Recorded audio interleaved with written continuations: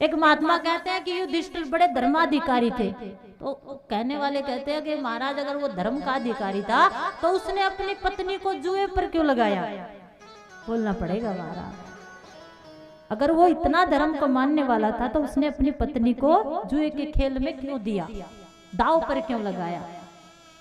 तो महात्मा ने कहा कि चलो वो धर्म को मानने वाला है, उसने अपनी पत्नी को जुए के खेल पर दाव पर लगा दिया।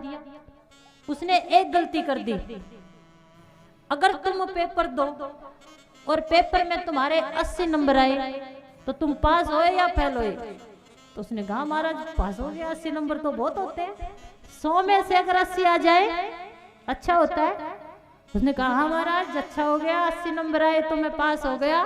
तो महात्मा ने कहा धर्मराज युधिष्ठिर धर्मराज ही रहेंगे। उसने अपनी पत्नी को दाव पर लगाया, एक काम किया तो 20 नंबर काट दो, 80 तो फिर भी है उसके पास। बोलना पड़ेगा, ऐसा कोई व्यक्ति नहीं जिससे जीवन में गलती ना हो, ऐसा कोई व्यक्ति नहीं जिसने जीवन में दोष ना किया हो। इस दोष को, इस पाप ताप संताप को भगवान का नाम ही मिटा सकता है। इसलिए दोष ना देखिए।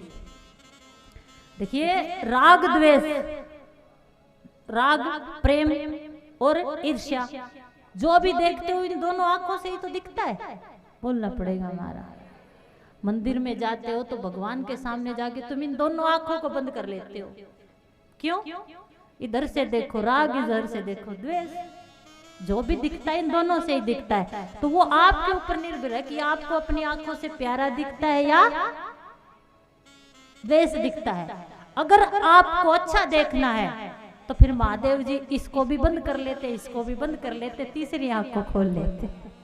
इस राग द्वेष से बचने के लिए आपके पास एक ही रास्ता है कि दोनों आंखों को बंद करके यहाँ पर ध्यान लगाइए। बोलना पड़ेगा महाराज, यहाँ पर ध्यान लगाइए। तुम मंदिर में जाते हो तो मंदिर में जाके क्या किसी ने कभी आपसे कहा है कि आंखें बंद कर लो?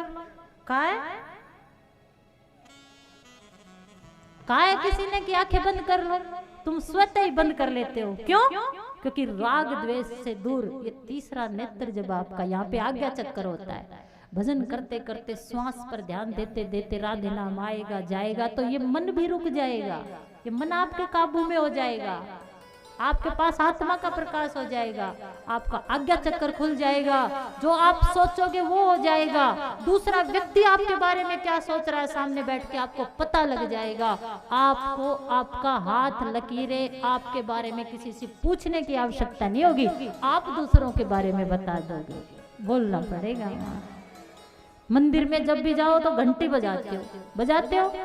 क्यों बजाते हो? क्योंकि मंदिर में जब भी जाते हैं घंटी बजाते हैं।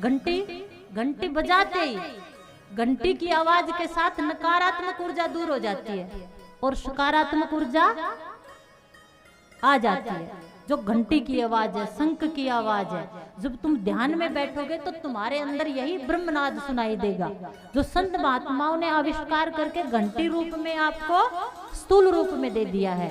लेकिन साधना जब जब बढ़ती जाएगी तो आपके अंदर यही आवाज आपको सुनाई देगी। इस आवाज को जिसने सुन लिया फिर वो दुनिया की आवाज उसके लिए फीकी हो जाएगी। इसलिए जाते समय घंटे बजाने चाहिए।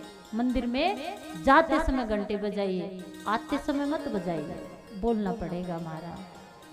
देखिए भगवान का एक भक्त इंसान गलती करके, गलतियां तो सब बता देते हैं, लेकिन गलतियों को देखकर उस व्यक्ति को सुधारने की आदत जो डालता है वही परमात्मा है। सब दोषी हैं, केवल एक ही निर्दोष है और वो परमात्मा है। किसी ने बड़े सुंदर शब्दों में कहा है